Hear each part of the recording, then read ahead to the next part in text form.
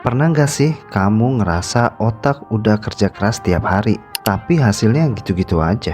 Mungkin masalahnya bukan di pintar atau enggaknya kamu, tapi di cara kamu merawat otak. Kadang kita lupa, otak itu aset, dan sama kayak aset lain, dia butuh dirawat biar nilainya terus naik. Nah, di video ini kita bakal bahas kebiasaan-kebiasaan kecil yang kelihatannya sepele, tapi bisa jadi pondasi buat masa depan yang lebih cerah.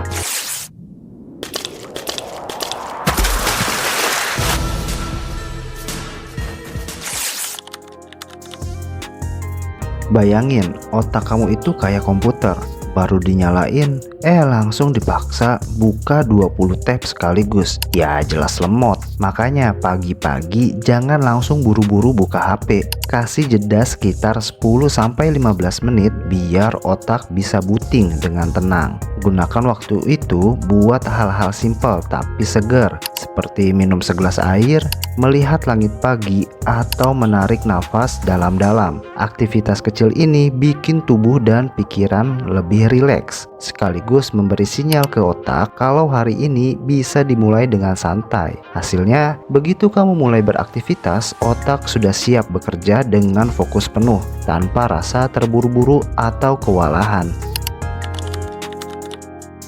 Cuma dengan 15 menit jalan kaki setiap hari, aliran darah ke otak jadi lebih lancar, oksigen masuk dengan optimal, dan pikiran terasa lebih jernih. Nggak perlu repot jogging atau ikut lari maraton. Jalan santai keliling komplek sambil dengerin musik favorit pun sudah cukup. Aktivitas sederhana ini nggak cuma bikin tubuh lebih segar, tapi juga membantu otak bekerja lebih baik. Menariknya, ide-ide segar sering muncul justru saat kita sedang berjalan santai, tanpa tekanan. Jadi kalau lagi buntu atau butuh inspirasi, coba aja keluar sebentar, hirup udara segar, dan biarkan langkah kaki memancing ide-ide brilian datang dengan sendirinya.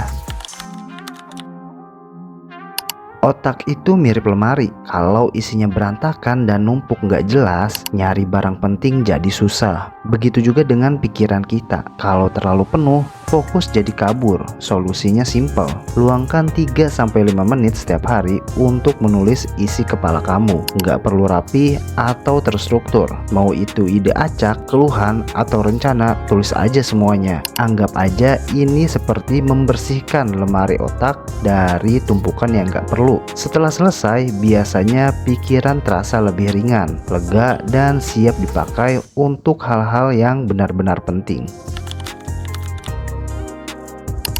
Maaf nih untuk orang yang sering multitasking, tapi otak kita bukan gurita yang bisa ngerjain banyak hal sekaligus dengan sempurna. Semakin banyak pekerjaan yang dipaksakan bareng-bareng, justru makin berantakan hasilnya. Jadi coba pisahkan fokus. Kalau lagi makan ya makan aja, kalau lagi kerja ya kerjakan satu tugas dulu sampai tuntas. Dengan cara ini setiap aktivitas akan mendapat perhatian penuh. Hasilnya lebih cepat selesai, dan otak pun nggak cepat lelah. Fokus satu persatu memang terdengar sederhana, tapi efeknya bisa bikin produktivitas naik dan stres pun turun. Tidur itu ibarat petugas kebersihan di otak. Saat kita tidur, otak merapikan semua informasi dan emosi yang kita kumpulkan sepanjang hari dan menaruhnya di rak yang tepat. Kalau sering begadang, otak jadi kayak meja kerja yang berantakan, sulit fokus, gampang emosi, dan produktivitas menurun drastis. Makanya penting banget untuk memberi waktu istirahat yang cukup, yaitu sekitar 7-8 jam setiap malam dengan jam tidur yang konsisten. Tidur cukup bukan cuma bikin badan segar, tapi juga bikin pikiran jernih dan siap menghadapi tantangan hari berikutnya.